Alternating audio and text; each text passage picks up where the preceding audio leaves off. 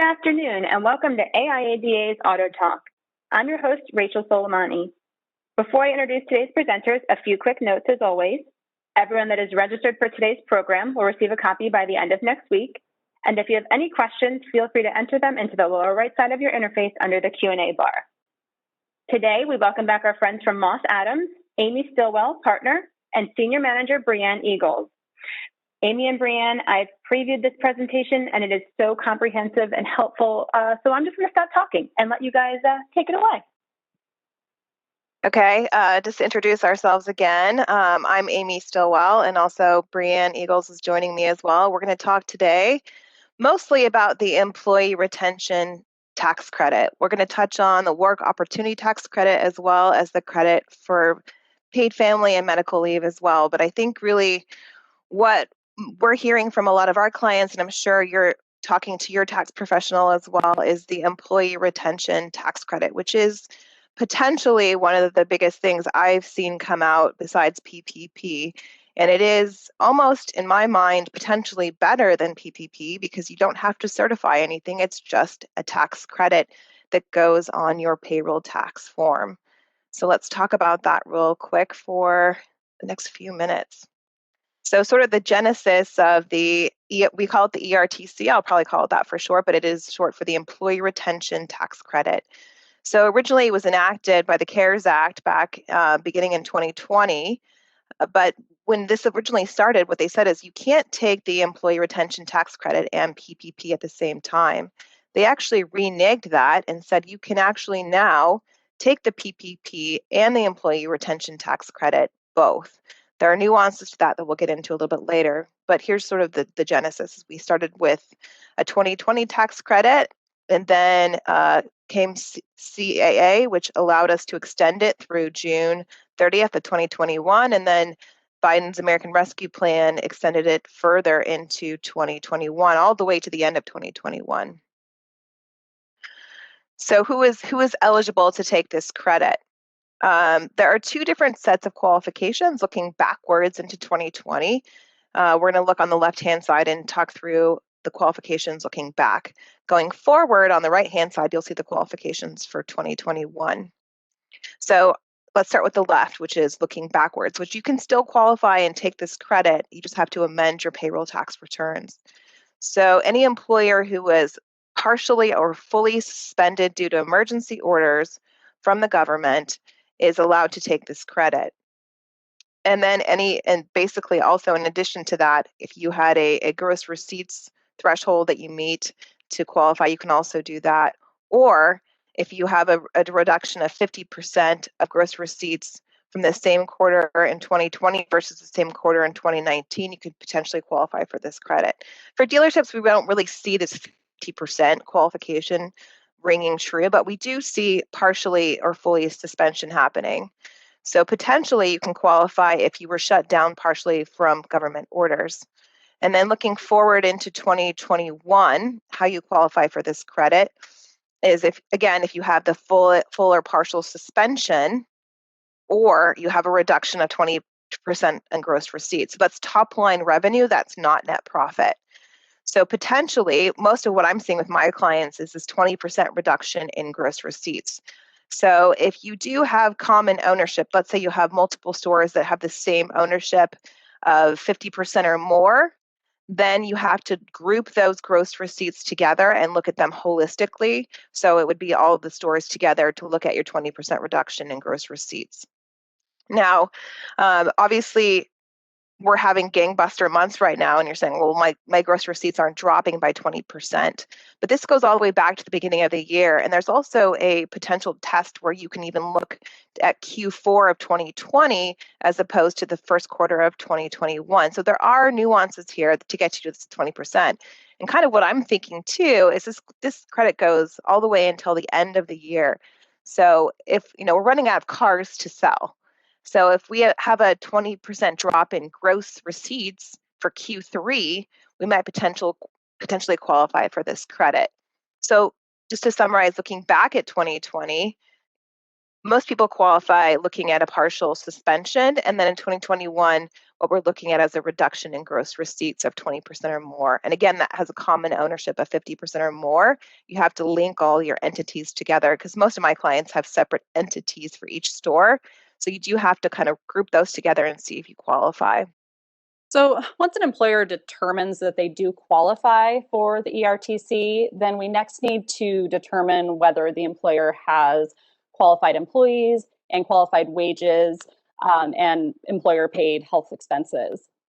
So for 2020, an employer with 100 or fewer full-time employees, and that full-time figure is based on the employer's 2019 average employment number. So if they have 100 or fewer employees, they would be considered a small employer. And this means that all wages and health plan expenses paid during the period the employer qualified for the credit can be used in the credit calculation.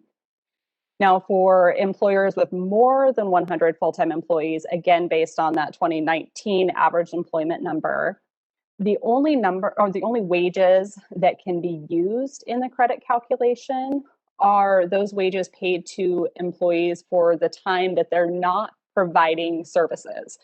So if an employer continued to pay employees wages during a shutdown period that the employees were not actually working, those wages could be considered qualified wages. And right. So, sorry, Brian, let me just interrupt you real quick. So I think when you're looking back at 2020, people are saying, well, I didn't pay anyone to sit home. I mean, obviously, I furloughed them or I let them go. Well, I think I've seen a lot of my clients qualify looking back to 2020 using healthcare costs, right? So potentially you paid somebody to stay home by paying their healthcare, and that qualifies for this credit. So we're looking back historically and we're saying, if we furloughed somebody during the shutdown, but we paid their healthcare costs, let's figure that out and take that credit. Yeah. And for 2021, the rules are a bit more generous, and we see more employers qualifying for the credits. So employers with 500 or fewer full-time employees, again, still based on that 2019 average employment number, can include all of their wages and health plan expenses paid during the qualifying period in their credit calculation. And for employers with more than 500 full-time employees, the rules are similar to what they were for the 2020 employers with more than 100 employees. Only the wages paid to employees, or like Amy said, health plan expenses while they were not working, can be included in calculating the credit. And here again, like Amy was saying about the aggregation rules for determining eligibility, that applies here as well. You're going to have to, if you have multiple entities that are commonly controlled, you're going to have to calculate your average number of full-time employees by combining those entities' employees together. And for the calculation of the credit, for 2020, the credit is calculated by taking 50% of wages paid to an eligible employee after March 12th, 2020 for each qualifying quarter. But this is limited to $10,000 of wages per employee for all 2020 quarters combined. So this means for 2020, the credit can be up to $5,000 per eligible employee. And for 2021, similar to how the eligibility rules were made more favorable, the credit calculation is also made more favorable. So the credit is now calculated by taking 70% of the wages paid to an eligible employee after December 31st, 2020 for each qualifying quarter. And now we get $10,000 of wages per employee per quarter rather than the $10,000 for all quarters like we did in 2020. So this makes the 2021 credit potentially worth $28,000 per eligible employee. So you can see how this can add up very quickly. And again, as we mentioned before, the qualified wages for both years do include those qualified health plan expenses paid by the employer as well. Right. It's a pretty crazy credit from the clients that I have that qualify for it. I mean, it can be potentially up to $1 million per quarter pretty quickly if you have a ton of employees and you're just kind of under that 500 threshold. So it is something that it is worth looking at, and it is a lot of money, and it's just a credit. It's not a deferral. it's dollars in your pocket. It's not pushing taxes to a different quarter. It really is money back. It is a big deal. Talk about how you claim the credit. So you can either do it a couple of ways. You can do it on your originally filed 941. So if you know that you qualify for the credit, you can actually add the credit to your 941, which is your quarterly payroll tax filing. Or if your payroll tax liabilities exceed the amount of the, if your payroll tax liabilities are less than the amount of the credit, you can actually ask for a refund. And this Form 7200 actually allows you to get money back quicker. And if you missed the credit and you want to go back and take it, you can do it on an amended 941, and you have 3 years from the original day of the filing. So we have time to look at this and make sure that we didn't miss anything and potentially amend for this credit. I have a lot of people that have done it. It's really easy to do. Your tax professional, sometimes your payroll provider will do it for you. So it's just a matter of reaching out to whoever does your payroll tax returns and figuring out whether or not you can qualify for this credit and actually taking the credit. So PPP recipients, I touched on this earlier. Previously, they said if you're taking PPP, you don't get to take ERTC. Well, they changed their mind and said, go ahead and do that. We'll allow you to do PPP and ERTC. You just can't use the same wages for both credits, or I should say payroll tax PPP program. So we have to be very strategic looking forward. If you did a PPP loan too, that you're using the 24 weeks and you're using it to your advantage, which wages you're using in those 24 weeks to not overlap with the ERTC. So you can probably have the best of both worlds if you're strategic and you look at your dollars and you plan accordingly. But just kind of a side note here that you want to be careful that you're not double dipping, because they're not going to let you do that. Which is what I kind of talked about here. You don't get double benefits for work opportunity credits, for the family leave credits, for potentially R&D or disaster relief. So we just have to be very, very careful on making sure we maximize which credit we take, but still, potentially getting benefit for both. It's just which period we take it for. So the work opportunity tax credit, I'll be calling, you probably heard it called WOTC, the WOTC credits. These are a federal income tax credit available to employers who hire individuals that fall within certain targeted groups. So individuals within these targeted groups are often found to face significant barriers to employment. So these credits are really designed to incentivize hiring. Some examples of the targeted groups are qualified veterans, ex-felons, SNAP or food stamp recipients, and TANF recipients, which is temporary assistance for needy families. And you'll see on the slide that most targeted groups, the maximum credit per employee is $2,400. However, the max credit can be higher for like veterans or TANF recipients who meet certain criteria, such as having an extended unemployment status for an extended period of time. And because this is a federal income tax credit rather than a payroll tax credit like the ERTC is, it is claimed on an income tax return, and it qualifies for a 1-year carryback or a 20-year carry forward on your income tax return, just like other general business credits. And the Consolidated Appropriation Act authorized an extension of this credit until December 31st of 2025. So we have some time with this credit still, a few more years. For dealers, we typically see around 5 to 8% of employees qualifying for WOTC credits. The target groups we see most often in dealerships are food stamp recipients, TANF recipients, and veterans. And the average credit we see per eligible employee is about $1,900.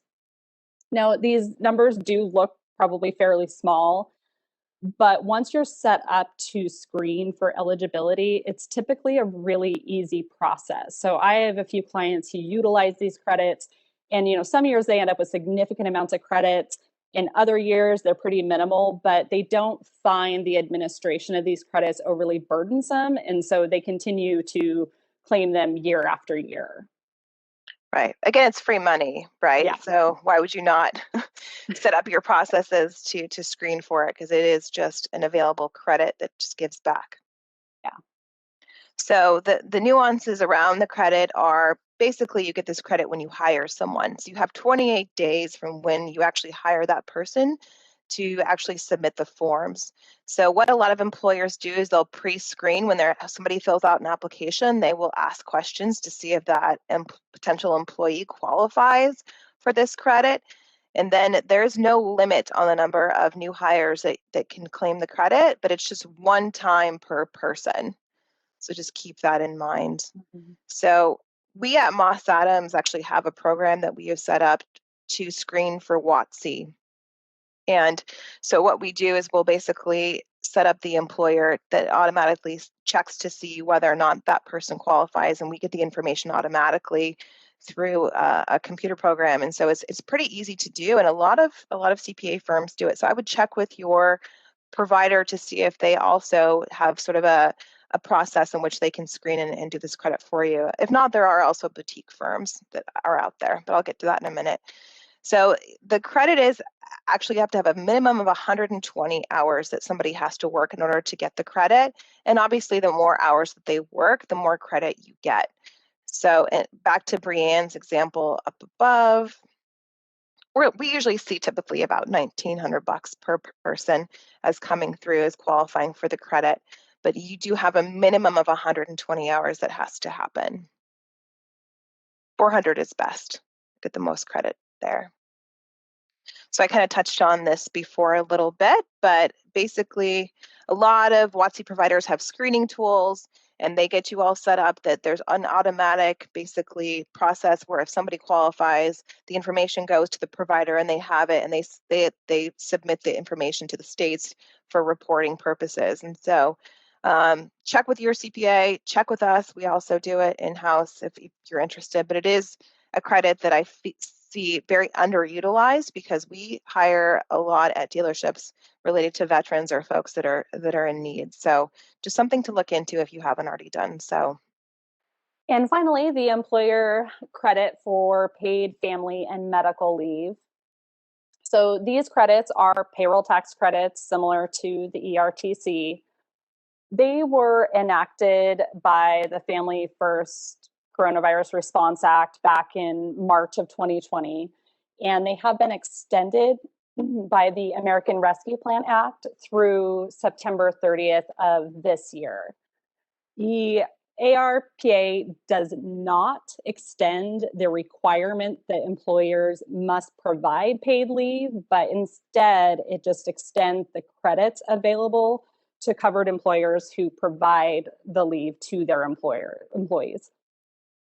If an employer has already exhausted their FMLA credits that they had available, the ARPA actually restarted the clock on the leave. So this allows employers to pay additional leave to employees starting April 1st, 2021, and claim the credits on that leave, on those leave wages that they pay. The ARPA also added some additional qualifying reasons for paid sick leave. These include employees getting their COVID-19 vaccine, recovering from the side effects related to the COVID-19 vaccine, and awaiting the results of a COVID-19 diagnosis if an employee has been exposed or if the employer wants to request that they get tested. How the credit is calculated depends on the type of leave the employer is paying. So for qualified sick leave, the employee is eligible regardless of the length of their employment. And the credit can include sick leave paid to an employee for up to 2 weeks, 80 hours maximum, at their regular rate of pay, up to $511 per day, which gets you to $5,110 total credit. The credit is calculated differently if the sick leave is being paid to the employee in order for them to care for a child whose childcare provider is closed due to COVID or schools closed due to COVID, or if the employee is caring for someone with COVID. In this case, the credit includes up to 2 weeks of sick leave wages, but only at 2/3 their regular rate of pay, and that's maxed at $200 per day to get you $2,000 total. If you're paying qualified family leave, an employee must have been an employee for at least 30 days for their leave to qualify for the credit. Here, the credit is calculated on up to 10 weeks of qualified leave wages at the employee's regular rate of pay. And this is up to $200 per day, which gets you to $10,000 total potentially.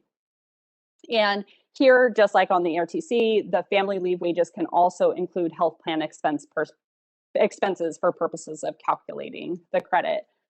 And on both types of these leaves, the employer is not subject to the employer's share of Social Security tax on these wages. So when you're looking at claiming the credit, it's sort of the same as the ERTC credit, where you claim it on your 941, or you can do the advanced form to get money back quickly, which is the 7200. So same kind of format there. If you haven't already done so, you should be looking at these credits. They should have impacted your store already. If you haven't thought about them, time to go back and look at them. So that's all we had for today. Just to reiterate on the ERTC credit, I am seeing a lot of folks look at the option of, am I partially shut down in 2021 and can I qualify for that? Because I have supply chain issues with not getting enough cars. I mean, that's an aggressive approach. I've seen people do it. It's not something that I would recommend. I would probably stick to the gross receipts threshold, but I have seen folks sort of take the aggressive approach of, well, I'm partially shut down because I can't sell as many cars, but we are making a ton of money right now. And so just to be very careful about, there are a lot of boutique firms that are selling the supply chain sort of thought process on how you qualify up here, looking at whether you're fully or partially suspended.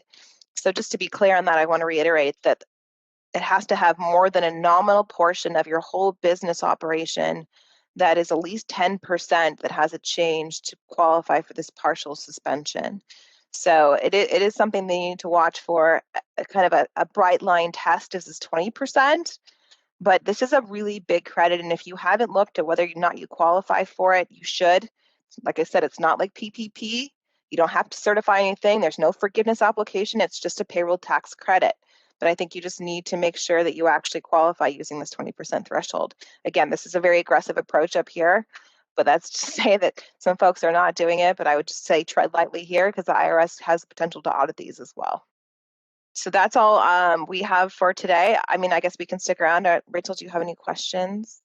I don't see any questions, but if anyone has any, feel free to email them to me, and I can pass them along to Amy and Brianne. I believe they left their contact information on the slides as well. Thank you guys again for speaking with us today. We really appreciate it. This information was great and so resourceful. Again, to those on the line, you'll be receiving a copy of this presentation by the end of next week. Join us back here again next week on June 10th at 2 p.m. Eastern as Cox economist Charlie Chesbrough returns to give us his quarterly market update. For more information about AIADA, visit aiada.org. Thanks for joining us, everyone, and have a great day.